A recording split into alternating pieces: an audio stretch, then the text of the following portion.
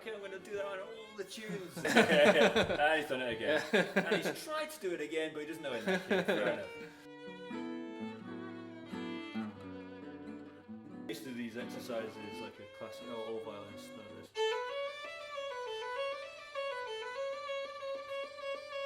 It's the Shradiak exercises. Right. All violinists are going to know that. But there's a There's thing. probably a violin player at home like, oh, damn it, I don't know this. Oh, God. Maybe listening to the podcast like,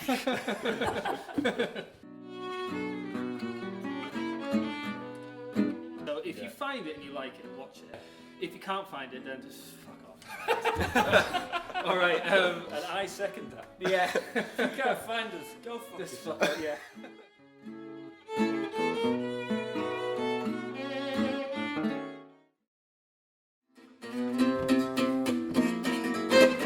Sorry, that was shit. Let me start again. That was bad.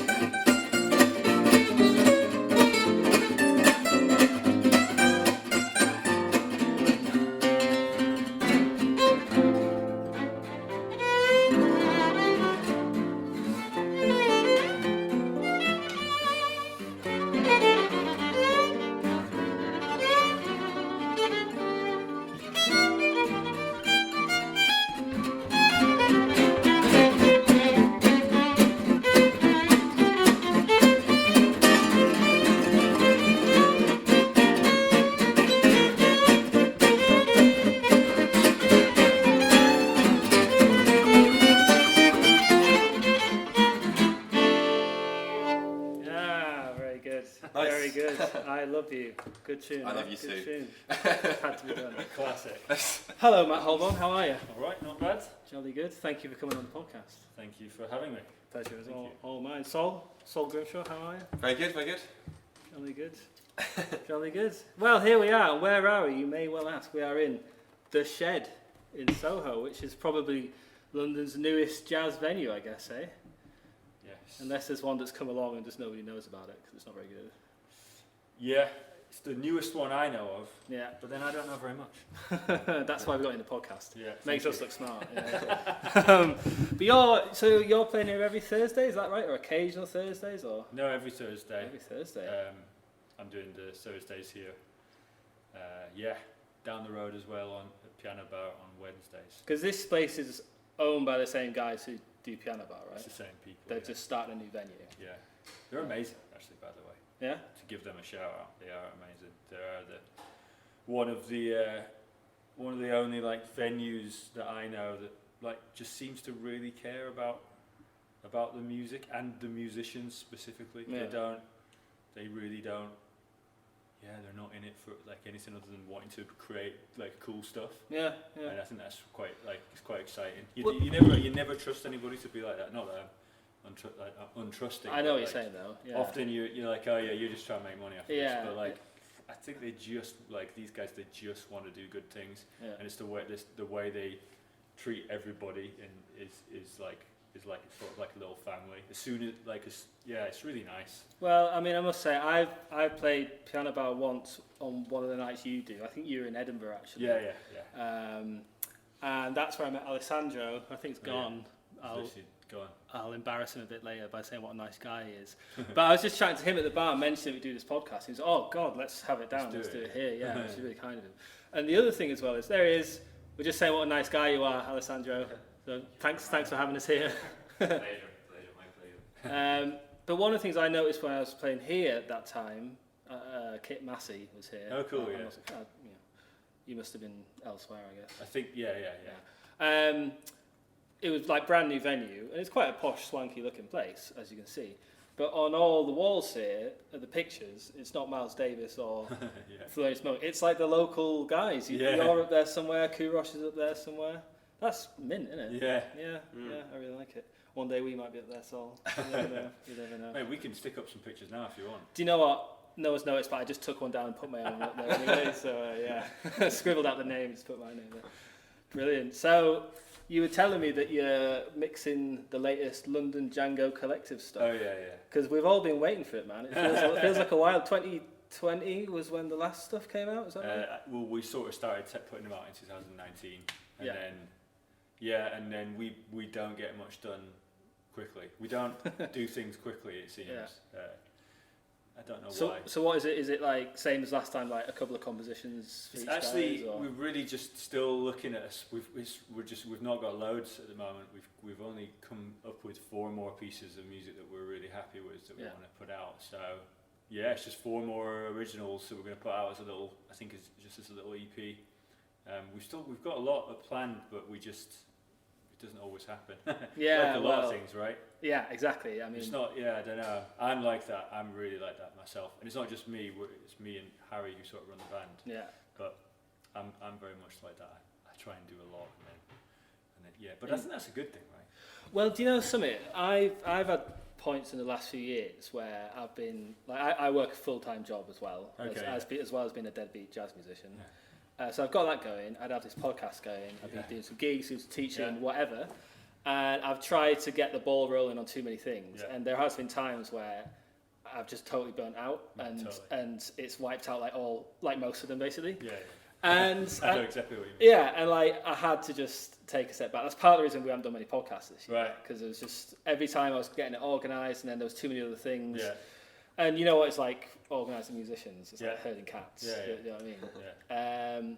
But you go through peaks and troughs, don't you? Because Yeah, once I take a break from that, you recharge, then I go back and do it all again. Yeah, sure. And I think my next meltdown is in about 3 months' time, Yeah. I think. Yeah. I'm glad we got this one done before we A few more in before then. went all wrong, yeah. Yeah, it's funny with London Django Collective, we basically, we would be like, all right, we're going to do an album, and then we're like, actually, we the music that we have, we're just happy with these ones, and then we're like, okay, well, we're going to try and release it then. And then you didn't want to just fill it out with standards? Not really. No. It still hasn't been. It's still at some point maybe, but like at the moment, the thing that I find, I don't know. I just felt like that we the thing that we have going is that we do originals, and I think that actually we do. I think everybody's originals are great in the band, and I don't know. I just feel like that's what I want that band to be at the moment. I think it'd be cool at some point to do some standards and stuff, but I don't know. Yeah. Maybe, yeah. But we did nearly. We were like, maybe we'll fill it out, and then we've just been like, no, we're just going to put these out. This is what this is. The thing is, though, like, there are a lot of really good players out there doing albums of standards, and they're all mint. And like, you guys are like way up there with like the best players around. But there's a lot of them, and just to have even a few originals. Like, I'm much more like to buy that record and listen to it because I'm like, this is something I probably haven't heard before. Yeah, you know? I mean, I think our thinking is that there's like, you can hear amazing musicians like kill it over Coquette or whatever at any point. And actually, like, I'm just not. Perhaps later on. Maybe, but maybe I don't know. For me, it's like, I guess I just think like, what do I want to listen to? And I'm actually just probably not going to go on Spotify to listen to someone playing standards in that style at the moment. That's just me. It's not about like, whether it's good or bad. You want to make a record that you'd want to listen to. Yeah, and that's it. As like, maybe I don't know. It's not that I don't like it. And if I'm going to listen to standards or whatever, if I'm going to listen to that stuff, I'm probably going to go to the source. And I don't feel like we are the source. We're a bunch of like London-based like people who we're not gypsies basically. We're a bunch of London-based non-gypsy musicians or non-manouche or whatever, and like I'm probably not going to listen to that. The first thing I'm going to listen to is I'm just going to go and listen to Django. You know, for me, so I'm not going. If I'm going to listen to Django play Coquette, I'm probably not going to listen to me play Coquette. I'd listen to you play Coquette. Thanks, man. Amazing. Well, it's just about what we wanted to hear as well. That's it, I think.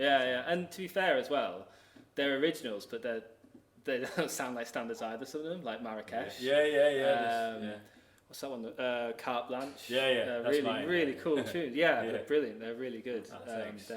They're fresh. And you know what? You did do an album of standards with Kurosh. Yes. Which was mint. I don't know if you've heard that one, but I vaguely remember boring you to tears, really drunk at Sanwa, telling you how much I like that album at the bar. Right, It's really good, because I remember, I think I'd just come back from a gig, and I had a few beers, and I got back in, and I was like, it came up on like Instagram. I was like, I'll give that a listen just while I'm kind of getting ready for bed. And I just started taking a jump, and I was like, it's pretty good. And then I just sat and had another beer and just sat in the kitchen and listened to it all the way through. It was just lovely. It was really nice. Man. Was that like, because Kuros basically said, you guys just rocked up to the studio and just said, 3, 2, 1, go. Yeah, we did have a couple of things like, hey, why don't we try this thing for the blues. We did a blues. I've actually forgotten which blues we did, but we did one of the blues that me and Kurosh play a lot. Yeah. And we had like a little intro and outro that I sort of came up with just before. We're like, oh, should we try this? Yeah, let's do it. We did the stuff you've jammed out before that you've brought in. Because what's that tune?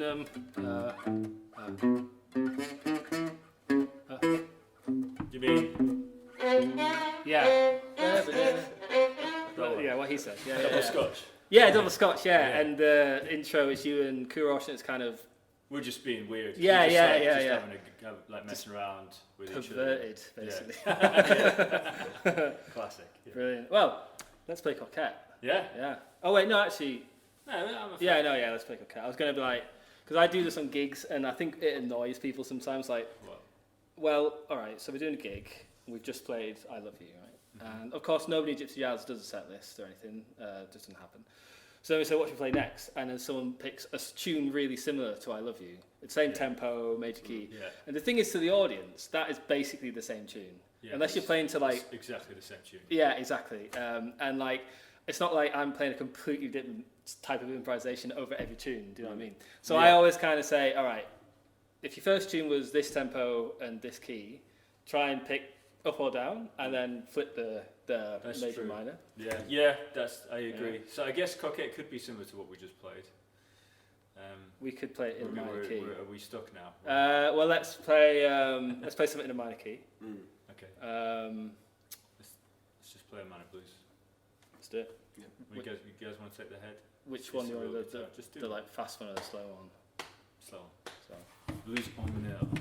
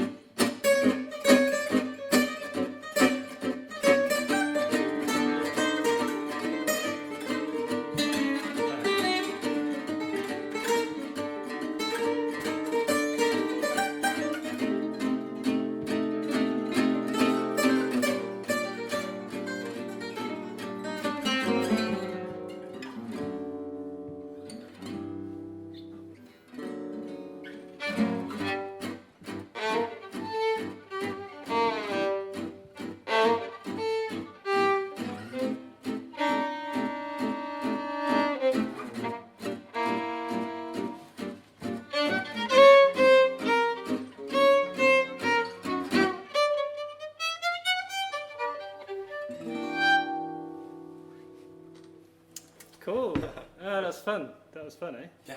Those 3 very interesting solos, right? So interesting. Now, so off the back of that, do you have any, like, when you're improvising, do you have, I don't know even how to go about asking it, like, is there certain things you think about? Do you think you want to get licks in here, or do you try and follow something that comes internally, or, you know, do you have any kind of insight into how you do it? I mean, you might like, not, to be fair. A lot of no, people don't. I definitely do. It's like, but there's just loads to say, isn't it? Because like, long term, it's like, how do you do it? How do you start, and how do you get there? Yeah. How do you get to the point of being able to do it? Is like, that's like a really difficult one, because it's like there's so many different ways. How do I do it in the moment? Yeah. I was thinking about this recently. It's like, I mean, I don't think about anything in advance, and I don't, like, when I'm about to play, I'm not thinking, right, well, I want to get all this stuff in, and when I'm playing, I'm not thinking, I want to get all this stuff in. But what will happen is I'll probably have, and it's a bit like, I mean, this is a classic.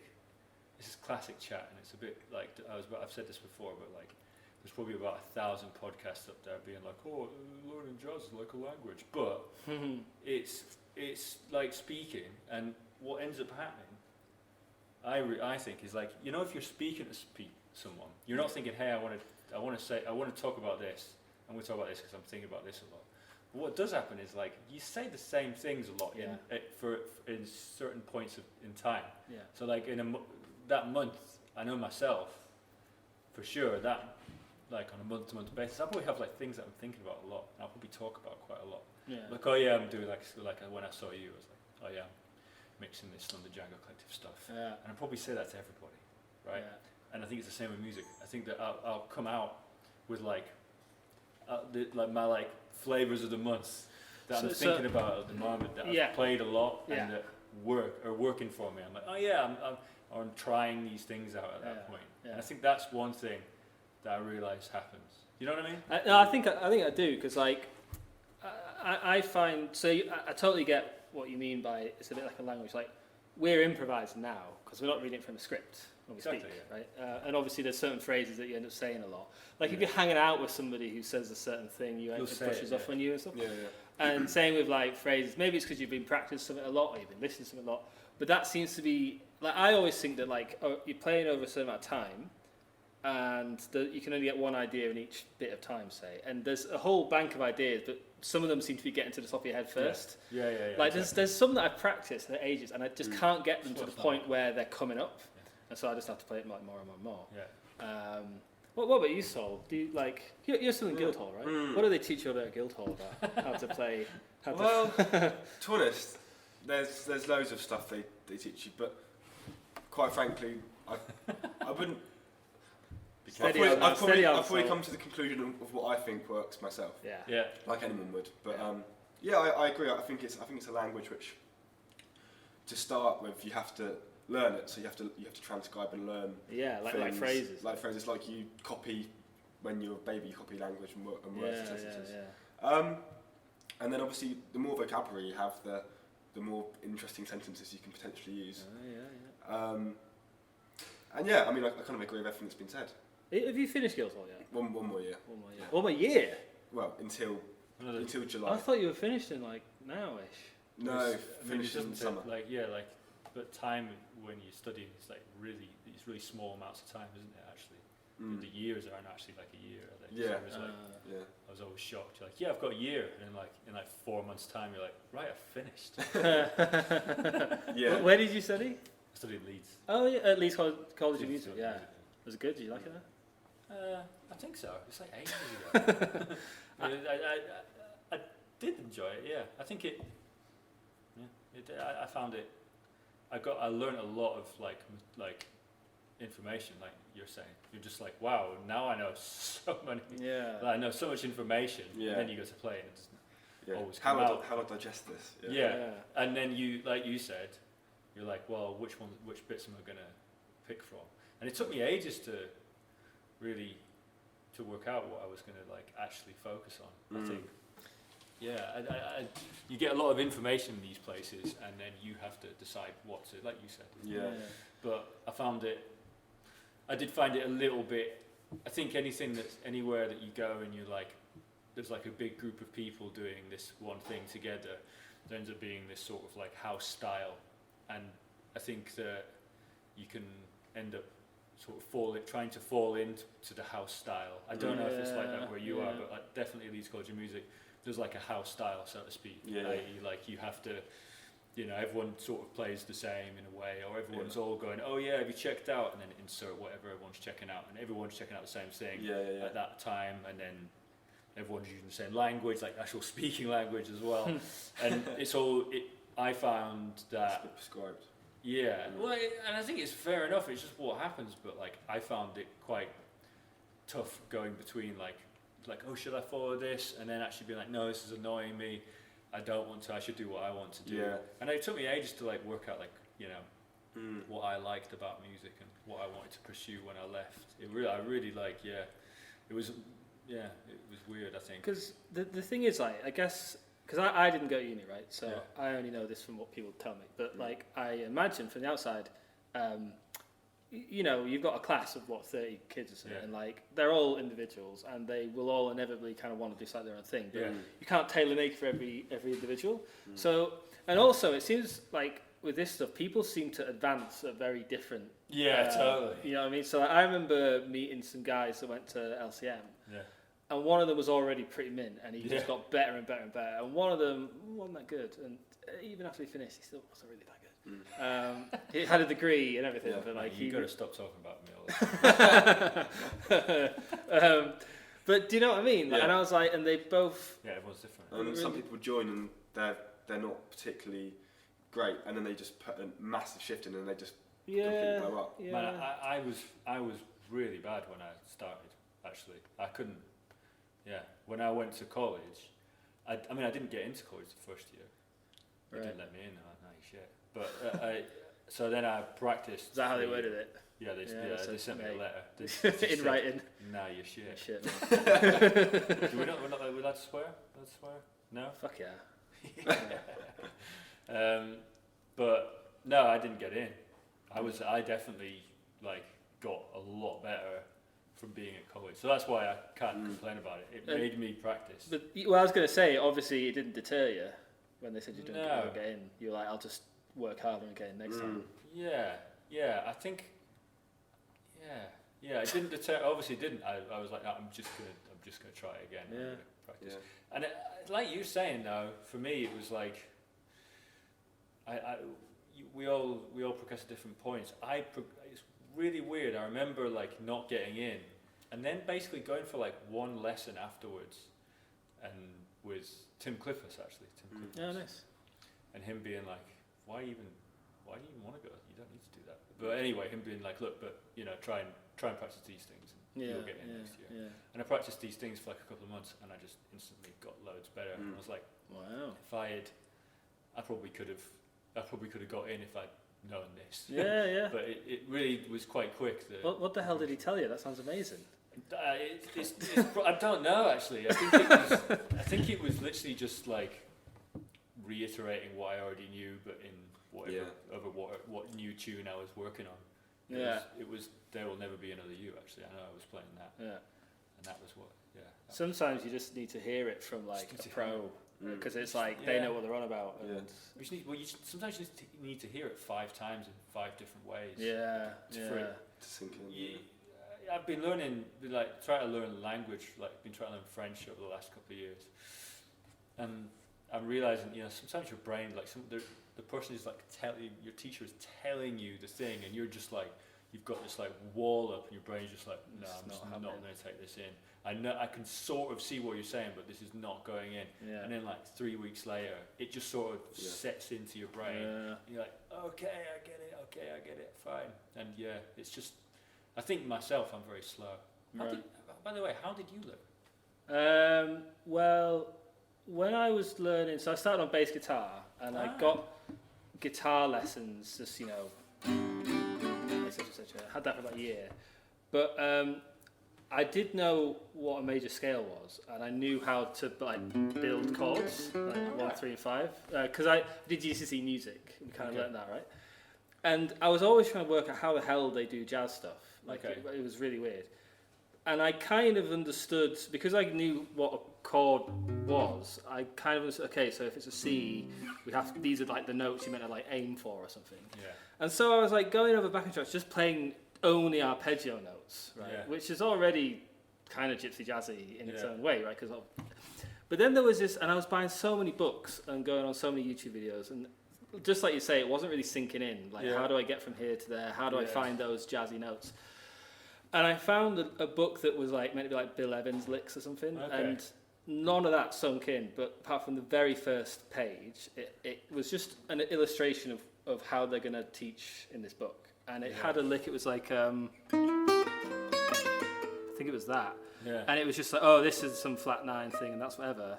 Yeah. But that lick sounded right in my head, and I was just like, okay, so you can kind of change. You don't have to just play 5. You can play that flat 5. And I was like, I recognise that sound, so I was just playing that again and again. And then from there, it was just like finding licks on records and stuff, and then just copying them and working out. Okay, so if it was a lick like, I was like, okay, so that's over one of these chords. So then I just map it on that chord, that shape. I'm quite a visual guy. And I'd be like, okay, so it starts 2 frets above where I put my finger here. And then, of course, if it's on that chord, I can do the same thing. And to be honest, I don't know that much of the names of the extensions, so like this or that, but I kind of know what it sounds like, and I know where it sits on the fretboard. Yeah, you know enough theory to be able to do what you're doing, man. But that's it, honestly. Just those 2 bits of theory, like I kind of knew. So knowing that scale helped a lot in improvising gypsy jazz, and knowing the harmonic minor scale. Yeah, and then knowing what arpeggios were, and then everything else, it just extrapolates from that. Yeah. That's similar to me. Yeah. I actually also remember the lick that that really clicked some of the extension stuff. Yeah. Like you were talking about extensions. Yeah. Flat 9 thing. I remember the thing that made the flat 13 sink in. Maybe wait, 8, 9, like 10, over a minor 12, 13. Over 2/5. That's Come on, Professor Guildhall Sol. Over 2/5. Yeah, what key? In C. Yeah. Do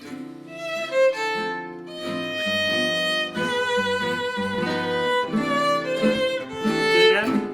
So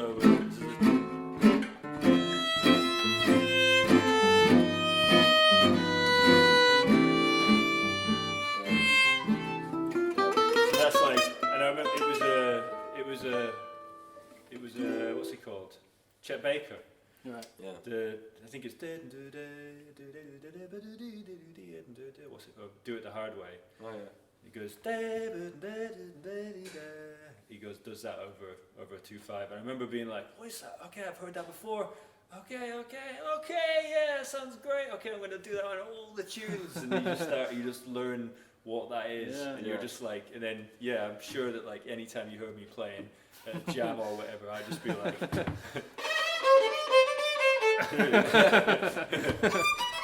Whatever, just do it over. Wait. Yeah, there it was. And he's done it again. And he's tried to do it again, but he doesn't know it. Fair enough. I think that's a really big part of like learning this thing is almost keep talking, guys. I want to check these cameras. Yeah. I feel like it's quite an important thing, just like cramming something in to like a playing situation. Like obviously you wouldn't want to do that on a gig necessarily, but in a jam or whatever, when you're like really thinking about, I'm going to put this in now. Yes. Obviously it's not a natural thing. Like if you're having a conversation, you wouldn't want to like start trying to use words you don't know, but by doing it, it just kind of speeds up the process, I find. Yes. Yeah, I agree. Do you guys want to play Stardust? Yeah. I'm just not going to do it because I'll ruin it for everyone. So if you guys want to sit there, so. Well, let me just. What's that?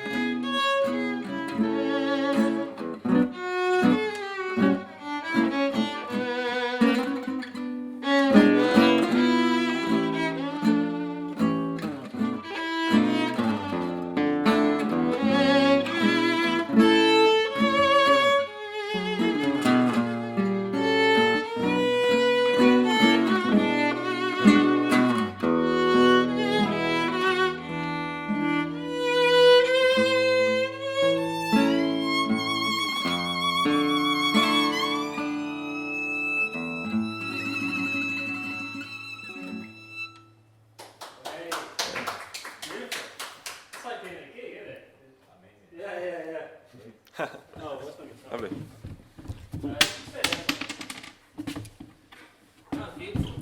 Yeah, it's a lovely song. What a lovely song. Hoagie, come on. Play it. I thought of a funny story in the middle of that. Do you want to hear it? Right. I went to Paris. We're at Saint-Ouen, right? And there's 100 funny stories from there, but we won't go into those. Afterwards, I got to do a gig with Daniel John Martin, and Mayo Hubert, Hubert, the gypsy guitar player. I was really, really nervous about it, very nervous, and it was in my mind like for weeks, like I really want to play well, best case scenario, go, and Mayo was like, hey, you're not too bad, kid, or something. You know what I mean? That's sort of what I wanted, Yeah. Anyway, get there, I meet Mayo, go straight up to Mayo, big fan, I really love playing. Of course, he speaks no English, I speak no French, so already kind of tricky. We go to do the sound check, and I'm on this chap with the Pesh a la Mouche pickup. And we're just using the amps that are there, and I was just going through this like acoustic simulator amp, so it wasn't the best sound, but that's okay. Whatever. I should blame the amp. Mayo had his really cool guitar that had a pickup in it, and he was going through a Fender Blues Junior, and it's really loud, and it sounded awesome. It was amazing. But anyway, so already my rhythm's sounding not that good, and we were sound checking. I could see Mayo; he didn't look too pleased. And then we'd stop, and he'd be like, turn to Dan and just go in French, and I'm kind of sat there like, are they talking about me? I don't know. And they go back and forth, and then Dan would just go, Cornelius, maybe we can turn your amp up or the EQ. I was like, of course, it's the yep, no problem. Change that a bit. Do another tune. And Mayo's going, no, to Dan. And Dan says, maybe there's more bass we could put on your amp or something. I was thinking, oh God, I'm feeling really bad. Yeah. And those two are really nice men. They're lovely blokes. Yeah. Anyway, so I'm doing it again, and I'm trying to play. And then eventually, Mayo just stops and he turns around. He's just like, you need to play this better. And I was like, anyway. But then Mayo was just like, all right, no worries, we can fix this. And basically, through Dan, started to kind of translate stuff to me, and he was basically telling me you need to grip the guitar harder. Right. And I was thinking like, well, what difference does that make? Like, once you've connected to the fret, surely the work is done. And he was saying like, no, and he was kind of at me to do it. And of course, Mayo is a big gypsy guitar. His rhythm is it's a heavy, long duration kind of thing. Yeah. And I'd just been from Samoa, where everybody's really light and kind of like a hi-hat, Yeah. But then Dan started saying to me, oh no, this grip thing is really important. Monyard talks about it, Noe talks about it, like they're obsessed with getting this grip. And honestly, it totally transformed my playing. Really? Like, weirdly, the tighter I was gripping here, it was like I had to do less work with this hand. All of a sudden, it was louder, the sustain was more, and even in lead playing, I started like doing that. And Dan was saying the same thing on the violin. Like, he's like, sure, yeah. You got to grip as hard as you can, but without losing your dexterity. Yeah, I guess you don't want to. I guess there's different ways, but like there's the springiness. Yeah. Talk about on the violin of like having like really elastic, springy fingers, but that have a lot of power behind them. Yeah, so like that.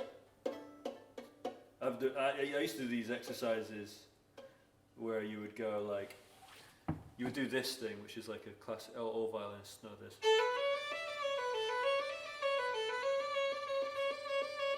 It's the Schradiek exercises. Right. All violinists are going to know that. But there's a thing. Probably a violin player at home like, oh, damn it, I don't know this. Maybe listening to the podcast like, But they say, basically, sorry, not they say, but there is a way of practicing it where you practice by like basically slamming your fingers down on each of the notes. Right. But when you do so, springing the other fingers back up after it. So that one's down. And when this goes down, the others spring up to give you power at the same time as open. When you say the others, you mean the ones after it. Okay. So it's, for example, if I was to do it with the first finger, I would do that. And it's about really interesting. It's basically these like micro movements that you're over egging these movements, right? That you're not supposed. You don't watch a violinist and they're going, "Way!" like hands all over the place. But The idea is to train your fingers to like power and then relax.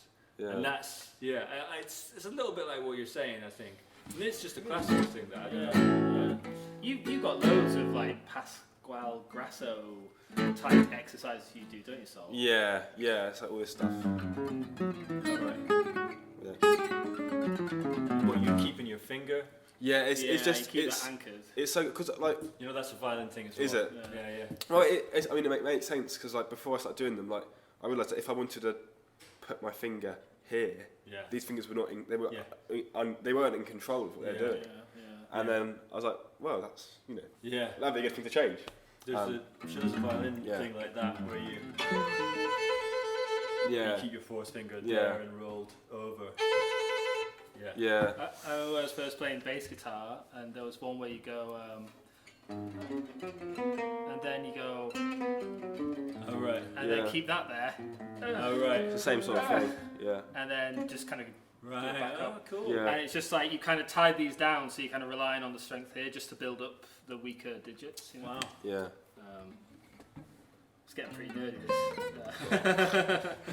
Amazing. I've not really, but I must say that grip thing, and I tell it to everybody now, Alex, because it was just like, this is it shows the importance of going out and playing with people you don't usually play with, because or better people, there's better people for sure, right? And Mayo was a really nice guy, and like he sat down with me for quite a bit and tried to show me and like help me out. He wasn't just like, hey, I don't like your playing. No. But like, what's funny? Oh man, it was such a tough gig because. You didn't have any fun on that gig, right? I know there was some moments that were horrible. He doesn't speak English. So No. It was like it was an amazing like feeling to be there playing with Dan and Mayo.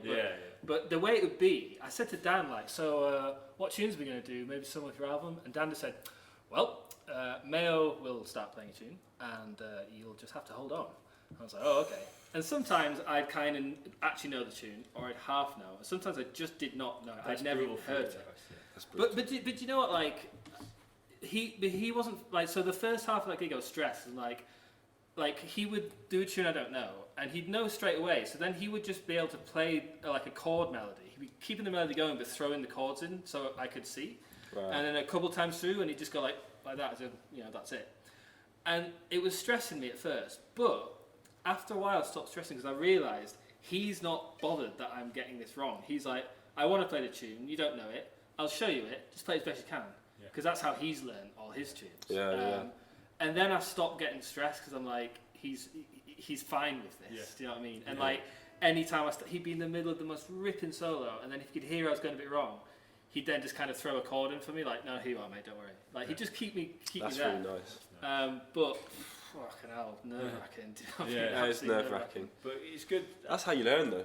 But honestly, that little bit of advice that he gave to me was really big, and I try and tell it to like everybody out of jams. I just try to throw it out, like, just go and try that, because if I just stuck playing with the, we play together loads and stuff. If you just stay in your circle, you don't learn, you don't pick up those little bits of advice. And he chucked that out almost like. Do you know what I mean? People just kind of shed bits of advice, just throw them off you. And you got to be around just to pick them up. Like that thing, I might be like, I might go and try that out, and you learn. So it's important, isn't it, to like find new people. Definitely, The thing is, violinists, you don't get a chance to play with other violinists as much as you guys. It's cool about. I guess it's like there's bad points and good points and bad points to that for you guys, because one thing is like you turn up to all your gigs and there's someone else playing your instrument, and they're better than you. They might be better than you. You might be better than them. There's this funny hierarchy things going on, which is like I never turn up to a gig and there's like another one of me just being like, all right, you know what I mean? So like I get to be like the only one, which is actually normal. I mean, most of the time in jazz, you're the only bassist, the only piano player. But guitar, you guys in this style, you've got to deal with like exactly. Sometimes it's not just 2 or 3; there's like 10 of you there. Well, if you're doing a jam or whatever. But with the downside is that we don't get that like violinists, we're not going to get that thing. You know, you'll turn up and for guitarists, like, hey, try putting your finger. You'll be like, hey, shut the fuck up. Well, I tell you what though, if some guitarist starts telling me about my technique, I'm just going to be like, what do you mean? Yeah. Well, there is a fantastic antidote to that. If you're a violin player and you can't go to gigs, it's the Jazz Violin Podcast. Oh yeah, of course, which is Matt Holborn's podcast. You're looking straight into the camera when you talk absolutely. I should be doing that. 50 odd episodes now, is it? There's like 50ish, It's quite a lot. It's incredible, and some of the big names you've had on that, it's amazing. Yeah. Do you just literally just send them a message and be like, can we do this? And they're pretty much always up for it, well, everyone who's done it has been up for it. You force them into a podcast against their will. There are people who haven't been, but most of the time people are up for it. Yeah. I mean, we're jazz violinists, man. No one generally sends us emails, so we jump at the chance with something. Hey, do you want to talk about your weird thing? And be like, yes. At last. I've been trying to talk about it to my mates for years, and no one can. Yeah. That's amazing, man. Who have you got lined up next? Anybody in the I haven't actually got anyone lined up next. The thing is I do things on a, like you were saying, I do. Like you do with this, you won't do things strictly super far in advance or anything like that. And I don't do. I set myself, look, you're going to do an episode a month. That was 4 or 5 years ago. Yeah. And I've sort of, I guess I've done that. If I'm 50ish episodes in, I've sort of done that. But what I have, not that this sounds like I'm saying that there's no good jazz violinists out there now, but what I mean is what I'm about to say, is that there is only a certain amount of us. So I did sort of have a list of people I wanted to speak to, and I basically spoke to all of them bar one or two who'd said no. I'm not going to say who that is, but you can tell us after the podcast finished. And at this point, I don't have as many people that I want to interview. So what I am doing is, but I do realise that it's given a lot to jazz violinists. I get a lot of emails saying thank you so much for this podcast. This has been great. I wanted to know all this stuff, and so it's really nice. I feel really happy that I've done it. But I want to keep it going. So what I do now is I actually re-interview some people and ask them how they're doing, what they've been up to, and ask them more pointed questions about about specifics that I want to know, rather than just hi, what's your name, what do you do, and let's see where it goes from there. I've started doing these more pointed episodes with some of my sort of favourite guests, and also I've started to just do solo episodes where I just talk about what beginners can do to get into playing. So I've started doing that now. Because I really enjoy it. I mean, you know what it's like. Run the podcast. Actually, it's fun, right? Yeah, absolutely. This is the bit that's fun. The editing and the organising stuff is a drag. I find, if I'm honest. Yes, I know what you mean. But the day of it, of course, is fucking marvellous. But the thing is yours is quite labour intensive, right? It's with the cameras and that. There's loads of cameras. Yeah. There's there's. What I need is a team. You need a team. I need a team to do all this. If you get a team, 50 grand. If you find a team, maybe we could share a team. Yeah. Although I don't think I can afford even half a team. So. But this thing, I don't want to pay anybody for stuff. Are you joking? Well, that's what I'm saying. No, I know what you mean. It's a lot of work. And we picked some real niche, subject matters here. You've got Gypsy Jazz, whatever, Django, and I've got Jazz Violin. There's a glass ceiling for how much. I think there's a glass ceiling. You know what? No, I'm not going to say that. I think that's not true. I think that I was about to say there's a glass ceiling for how much money you can make. I think that if we wanted to, dude, we could probably be making loads of money from this. But we're obviously not that way inclined. It's not what's on our mind. So. Do you know the main thing? And I don't want to go on too long because we're getting around about there. But it's the main thing that gives me a headache is the social media side of it. Yeah. I just hate having to kind of constantly perform on social media. Be just hey, it's can't wait for the next episode of the so and so. I just don't give a shit. So if you find it and you like it, watch it and send us a nice message. Honestly, it's lovely when you get that nice message. If you can't find it, then just fuck off. All right, we're gonna finish up. So, and I second that. Yeah. If you can't find us, go fuck yourself. Yeah. So, Matt, thanks a million. It's been loads of fun. Sol, thanks a million, Thanks. mate. Is there anything anyone wants to plug really quickly to the? No, I don't think so. I mean, like, Correct. the Jazz Violin Podcast with blah blah blah blah. That's it. You heard it here first. Thank you. The Shed in Soho. Oh yeah. Yeah. Come Thursday nights. Thursday nights. Yeah. And musicians are welcome to come sit in. Send us a message. Come and do it. Brilliant. Excellent. All right. We're gonna play Coquette. Yeah. Oh. Yes. Fantastic. What's that? Let's do it.